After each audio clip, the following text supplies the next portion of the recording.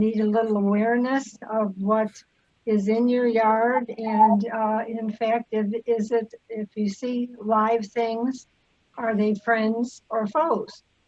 So it's mostly an identification scenario.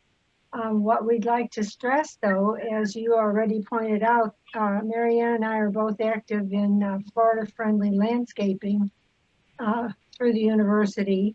And part of what we'll make small comments on, but we hope you really pick up on it, is there are ways to bother with the foes when you come across them. And we'd like to just keep reminding you to start always with the most Florida-friendly aspect of most of us. As a matter of fact, I don't know if you mentioned, but Maryann and I are both Cape Coralites. So it's a treat to speak to you. And actually over our 18 years, we have spoken to the club when it was over. You remember when we used to be able to go someplace to a meeting? So we have introduced ourselves a couple other times maybe, but we're just going to mainly leave you with an awareness. We hope there is a semi-humorous statement that goes, the best thing a gardener can leave in their yard is their footprints, because you are hopefully going to be kind of walking around every day or so and just kind of keep your eyeball on what's going on in the yard. And then at that point is when you would have to decide, is it in fact a friend or a foe? Now, because of the way the global world is set up, there's an awful lot of people floating around, for instance, in Cape Coral, who are totally bumfuddled by the critters that we see in our yards and so on. So it is important, in fact, as we are going to stress always through Florida Yards and Neighborhoods, that you kind of keep yourself with an open blending of good guys and bad guys, so that they're fighting each other and you don't have to fight either one. So basically, that's what this presentation is about. It's not very complicated, but it's got pretty good pictures thanks to the university. And maybe we can introduce you to some friends you didn't know you had. Okay? Okay. All right, here are some pictures of friends that everybody's going to say, oh, yeah, sure, I know. But the thing is, we don't usually deal with insects that much until, or at last, or until you end up in Cape Coral, where we have multitudinous critters of all varieties. And we do want to be careful, because of it being Cape Coral, that we're not putting a lot of stuff into the ground to quote unquote kill them, and screwing up our canals. So that's just another little side thing. But other than that, let's just look at a couple of pictures of insects. And I know in a minute I'm going to tell you this was fun. I'll tell you something coming up here. But everybody probably is going to recognize a bee. It's always a good idea not to make them too angry. But so they're obviously, hopefully for all of us, excuse me, they are good guys. Okay. And dragonflies. Does everybody know the main reason we think dragonflies are good guys? Anybody got a thought? They eat up the mosquitoes. There you go, whoever said it. Okay, so dragons, right. When you see a whole swarm of dragons from a big amount of them, we're all glad, because they do eat mosquitoes. Okay. All right, now there are a lot of pollinators that are possible good news, bad news jokes. The wasps, of course, we do know they're pollinate, that they're good pollinators. Don't touch them if you can help it. And that does become a bit of a problem for us a lot of times, because especially we're going to see another slide here shortly that shows us what their nests look like. And the dirt daubers are much bigger wasps. They're whoppers. The paper wasps are much smaller, and sadly, the paper wasps are going to hang out places where you might be putting your hands. This is a good picture of that. If we were back in the good old days, we could pass around a couple of paper wasps that I usually bring with me to let people feel what they feel like. But if you see these little loaves of bread kind of scenario, guys, around your outside, say maybe right where your garage door is, what it is mud dauber's nest, and they're usually not hyper type critters. They just hang out, and as opposed to the paper wasps, who are one step closer to being aggressive. I think they passed up assertive and went straight to aggressive. And they'll start a nest down inside a hedge, for instance. And if you're out there shaping up the nest a little bit and get your hand down near their nest, they're going to come after you. They're not as bad as the Africanized bees, which I think are not real common here in the Cape. But the paper wasps are, as I mentioned, I've had a couple of go-rounds with paper wasps, and I've gotten nailed, and I'm going to tell you what, they hurt a lot. So kind of shake your hedge maybe as you start out working, or even if it's a smaller shrub that you're going to work on. It's a good idea to kind of use like the handle of a rake or something and shake the branches a little bit so that they can know you're there, and then they might come out, but it's not going to be nearly as bad as if you put your hand down in there, believe me. Okay. And everybody, that's the, proverbial everybody says, isn't it wonderful we have so many beautiful butterflies? And we do, but we're going to see a couple pictures here that might make you a little more cognizant about their chrysalises and so on, so you know what you got. Okay. Now, ladybug beetles are another good guy, big time. In fact, I've been places, and you probably have as well, where if it's a big garden show of some kind, and I know for sure at Disney they do this, but you can buy ladybug beetle. They put them in a little jar, like a little container, like a matchbox, and that way you can take them home and just let them free in your yard. We don't have a whole lot of different species here, but I thought it was kind of interesting that they're named after their dots. And in a minute here, we're going to get to see what their larvae look like. Now, when I talk about larvae, I know you probably already tuned into this, but I'll go over. There are different phases that insects go through from being an egg to an adult. And they're actually called instars. It's which instar they're in, and it's usually from an egg to a larva to a pupa to an adult. So we've got a couple pictures here to kind of make you more familiar if you're not into butterflies to the extent that you already knew this. Here's a couple of good pictures now.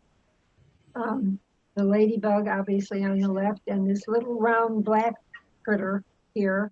Actually, I've gotten bitten by those ladybugs, who I guess I disturbed them and they were upset. But that also is a ladybug larva. And the bottom right-hand picture is a ladybug larva. And it looks like the world's biggest mealybug. And I bragged at one point, one day at the extension about this humongous mealybug that I killed, and whoever was sitting there by where the phone was and so on said, "Oh no, you didn't kill it, did you?" And I did, and I was proud. And it turns out it's a ladybug larva. So the way you can tell the difference, I know you're already familiar with mealybugs, but they kind of hang out in a clump, and sometimes they actually have little like webbing around them, and so they're doing their deeds in life covered up to some extent, and they're all, I'm going to use the term stuck together. They're just all pressed up together. But this one, which is bigger, if you touch it with your fingernail, it'll move away from you. He's a lot more active. So if you see a great big old fat mealy and you touch it, don't hurt it like I did. And I think we've got another picture of this larva of the spotted ladybug, I think. But if you just saw that, the picture on the bottom left, do you think right away you'd say, "Oh, that's ladybug larva"? You would say, "Oh dear, now what's here? You know, and what can I do to get rid of it?" But in fact, we don't want to get rid of it. So, okay. Okay, there are some unidentified helpers. If we do this kind of a presentation more often to more people, I think they might be surprised how many good guys they've got floating around in their yard looking for work. Okay. All right, they're not insects, we know this. But the spiders are helping eat some of the overflow numbers of insects, and most of them are harmless, and they actually help us with insect control. And probably a lot of us, I'm for sure one, has spiders in my screened in area around the pool, and they kind of help do with the a lot of the little no-see-ums, like we call them, that are out floating around in your pool cage. Let me quickly tell you that you'll hear people talk about brown recluse spiders and so on, and how dangerous they are and so on. Well, it turns out that in the state of Florida, actually, anybody who's taken to a doctor or an emergency room or a walk-in that has been hurt by a spider, the state of Florida is actually keeping track of how many people that would affect, because true brown recluse spiders, if you have a tool shed sort of scenario on your property, you might find one in the way back corner if you put your hand back there. But the number of people that think they're hurt by those spiders is very small. It's probably just there's a wolf spider that looks kind of like the brown recluse. It's kind of nature. They're also kind of fuzzy, but they're big, staunch spiders. Anyway, just kind of keep in mind that you have the possibility of running into spiders, but in most cases, if you're brave enough to just brush them off your arm, you're probably going to be okay. Now, the assassin bug, which I think this is a really handsome guy myself. I think he's cool.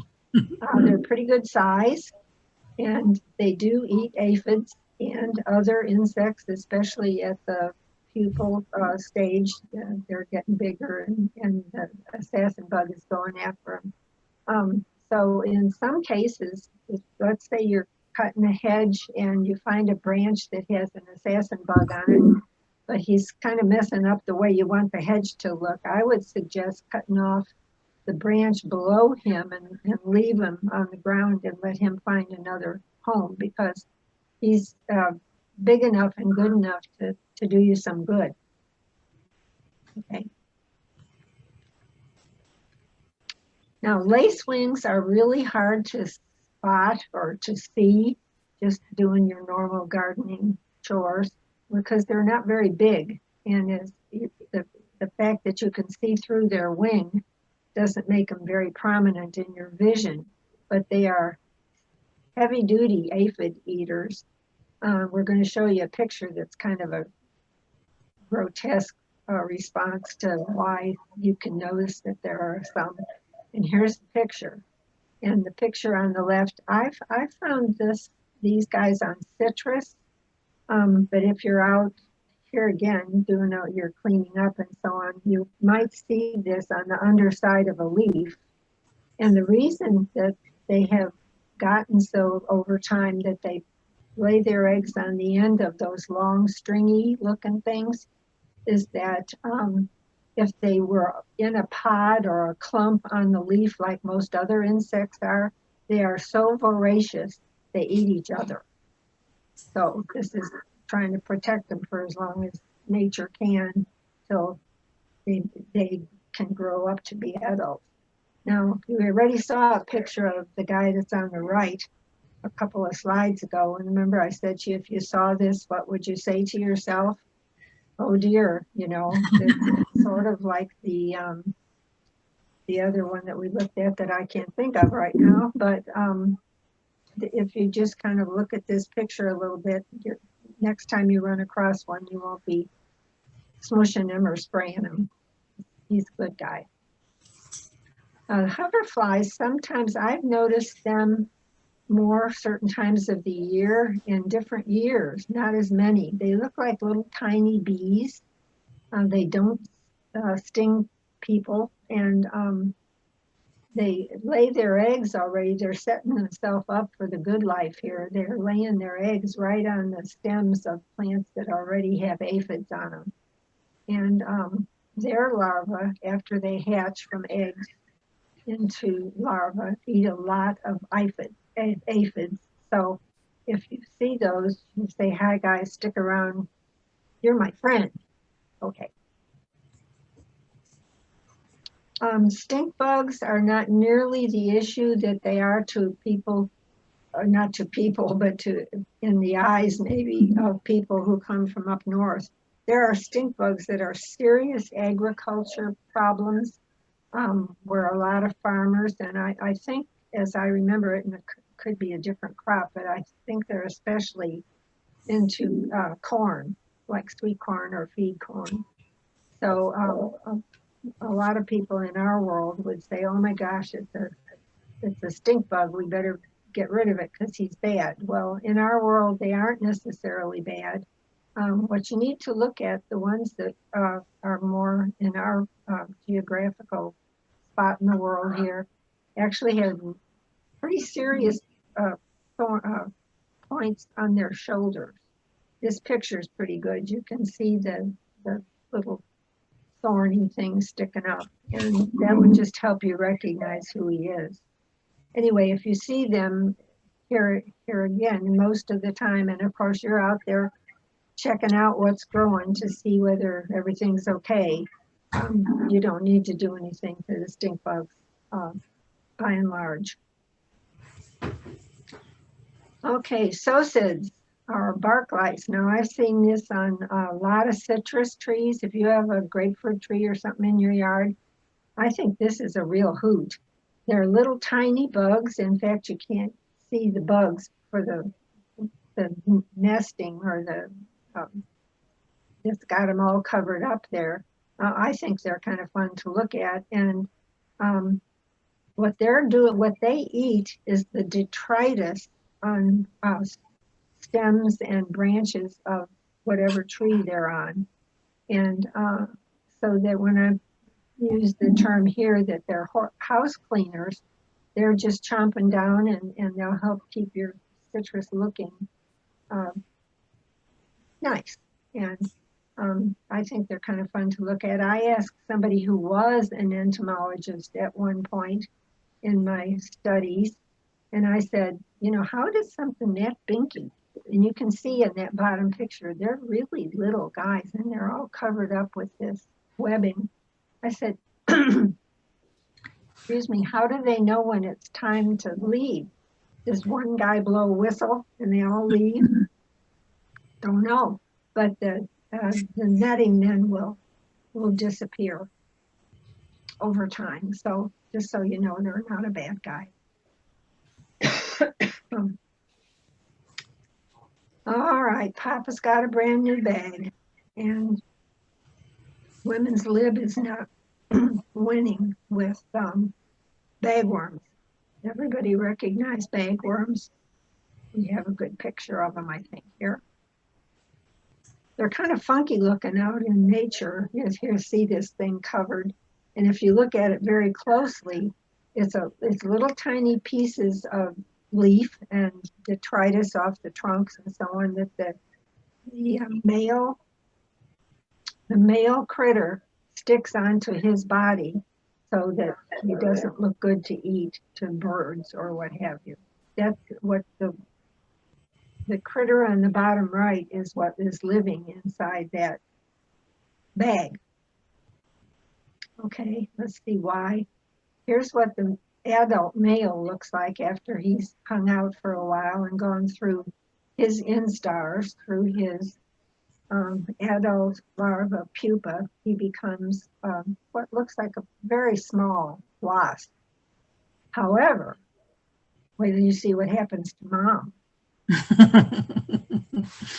That's why I said whatever happened to Women's Lib. Here's mom, and bless her heart, all she is after she lays the eggs and they hatch, she's just Dunsville. She's not going to be a live adult at all. And this is the pupa coming out of her casing, which she did manage to get somehow, I guess. It would be interesting to know, I didn't think of it before, it'd be interesting to know if there's been studies to see which there are more of. In the, are there more guys hanging out or little ones? Okay. That's the caterpillar, if you will, a pupa coming out of mom's bag. And it's actually called a bag that surrounds her body. And this is somebody who's getting ready to go look. Now, what they do to move from one place to another, in other words, if there's a bush that has quite a few bagworms on it, they can't all congregate. There's not enough room. So they spin a web and hang on to the leaf that they're on. And when the wind blows the web, it, hopefully for them, will catch on another plant. And then that's where that adult is, where the guy is going to live. Make himself his own cocoon. Okay, before you spray, consider whether it's worth it. The entomologist in Collier County says, he uses about a 10% scale. If they're not doing at least 10% damage, they're probably not worth taking on to World War III. But in your case, now that you know all these other little good guys, look around for a possible helper. That's what I was saying with the assassin bug. Cut his little branch off and put him where he can be. Especially aphids would be a good example. And so now you've got some help in the yard, whether you like it or not. Okay.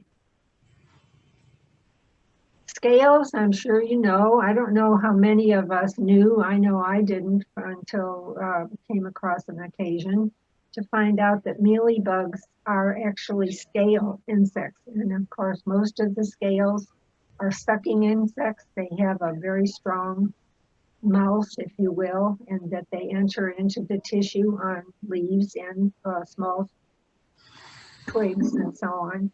And so in this case, that would be a soft scale, but there are hard scales. As you probably recognize the picture on the bottom right, that there are scales on some of your plants. Well, they're edible, if you will, at the stage where they've come out of the shell and are going to make their own home, if you will, maybe on the same plant. But that's what all the good guys that we've been talking about all this time, that's where they come in handy, because they're going to try and get those little creepers. So that's what they're going to be eating. A lot of the good guys are looking for. For instance, they'll eat some mealybugs, the good guys we've been talking about, but and also the creeping stage of the scales. Okay. Beware of this guy because it's a palm beetle. I think that's the easiest name. You don't want to start going into those biological names. But you see this guy standing next to his palm. And I had occasion one time to be where Stephen Brown was trying to find one to use as a specimen. And they are so big and chomping so hard that if you put your ear up against the trunk of that palm, you can hear them chewing.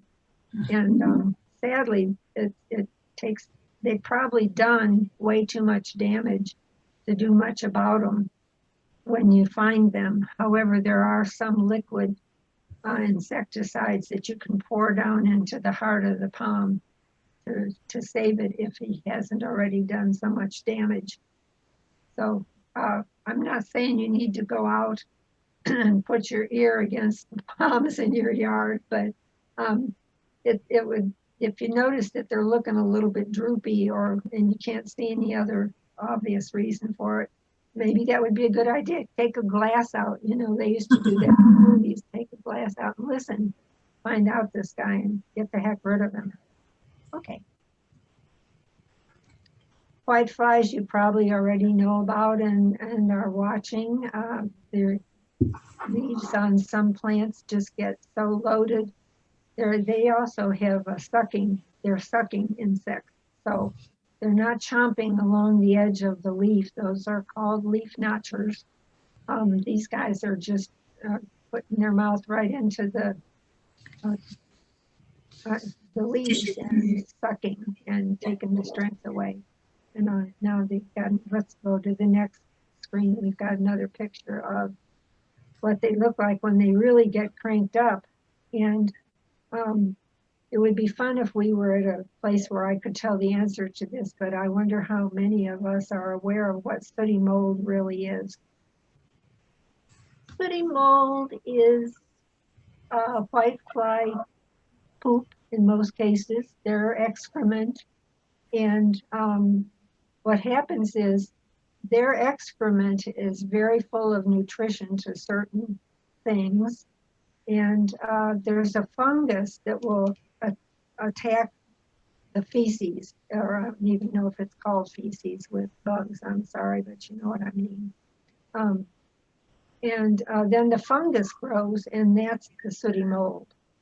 So if you find sooty mold, you want to go and take your hand and turn the leaves over and see if you see whiteflies, because that's what's making the excrement that the sooty mold is growing on. So the sooty mold itself is kind of an extracurricular that you get, no additional charge.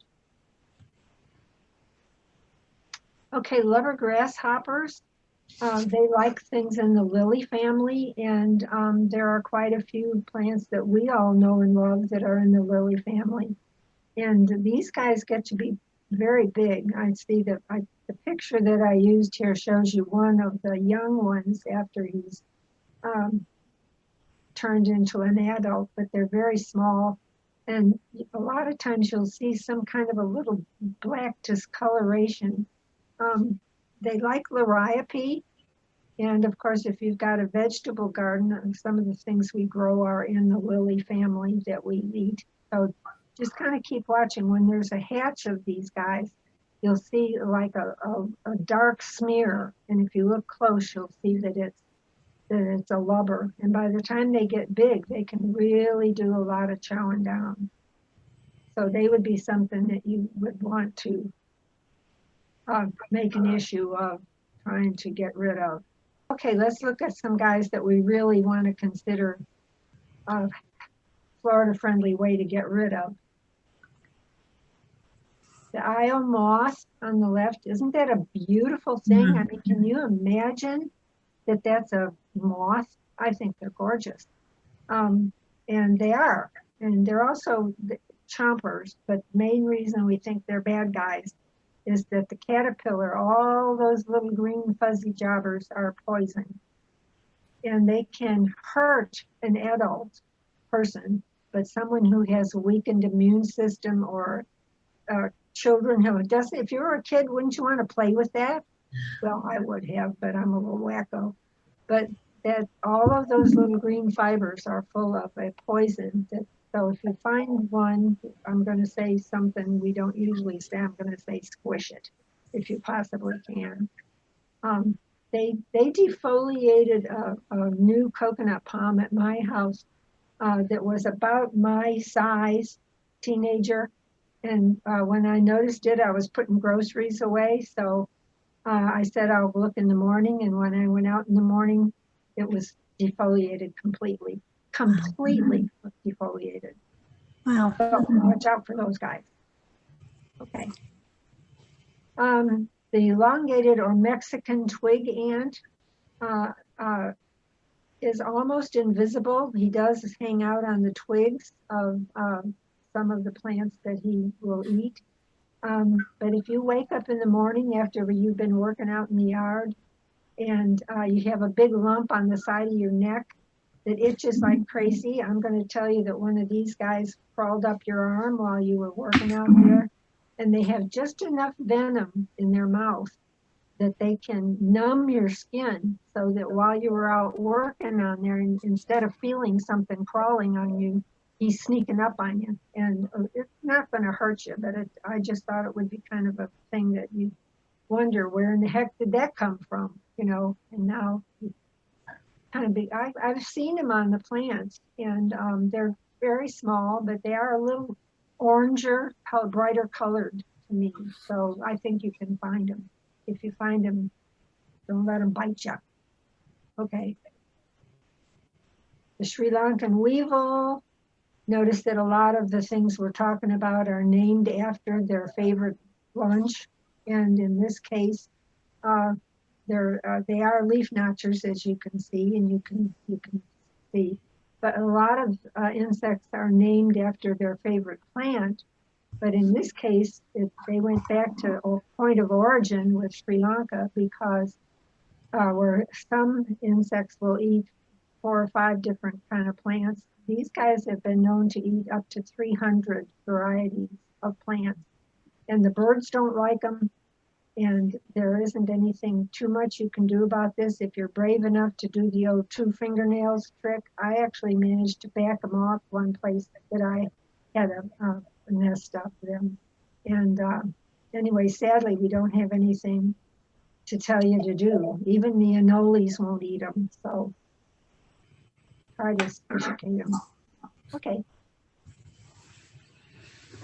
Now, this is where we hang out. I guess you'd have to be a baseball fan necessarily to recognize Terry Park. But this is how you can find us by phone. There's, I think we're starting to go back to work. We had kind of backed off because of the building itself was closed off because of the virus. But this is how you can call us. You can, I think Maryann, didn't they say that the office was open? Yes, you can go. You can go in even today. There will be someone there to help you as long as you're there Monday through Friday, 10 to 2. There you go. Okay. And the times I've worked there, it's really funny. You're sitting there by the phone with somebody else, and pretty soon one of us will nudge the other one at the person that's coming in the door, and we say, "Oh, here we go, bug in a jar." Yeah, and that's an important point. If you're bringing in an insect or a diseased plant, make sure that it's in a baggie, if you would, and sealed so it doesn't escape. Yes. The jar, so it doesn't escape within the office there, and make sure your name's on it. And the reason we have this slide up here is to tell you about these free services that are offered at Terry Park. And I think the message that Barbara and I both one of the things we want to leave you with is, if you don't know what the insect is, if you don't know if it's a good guy or a bad guy, don't kill it just because it's an insect. So we help you with that identification of pests and good guys. We help you with treatment.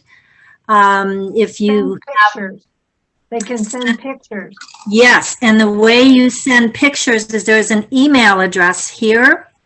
Let me get my my cursor. Can you see my cursor here? Email, what it stands for is extension extgardener@legov.com.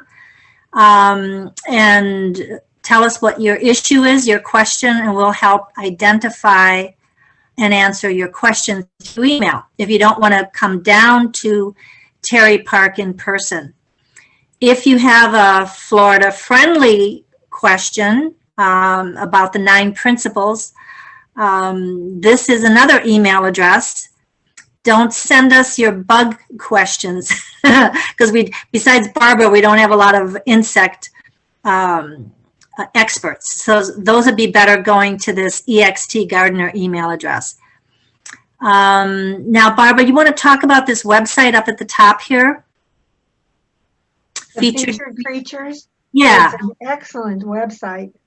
It'll cover every insect that the university has found, and that's a bunch, through all of their instars, all of their stages and so on. And the only problem I have with it, and maybe I just haven't been smart enough to figure it out, is that they're alphabetical. And if you're looking to find out what it is, how do you know to find it? Mm-hmm. I'm sure that somebody at the university would answer me, and I never thought to send them a message and say, how do you know who would know Psocid? True. I wouldn't know how to spell that. Anyway, we should mention about these services at Terry Park. They are all free. It's paid for out of the University of Florida and our county tax dollars. So even questions about a vegetable gardening or fertilizer recommendations, all of those things can be brought to the attention of these folks, and we'll be happy to help any way we can. So Barbara, this is your last slide. That's it. That's it. Happy hunting.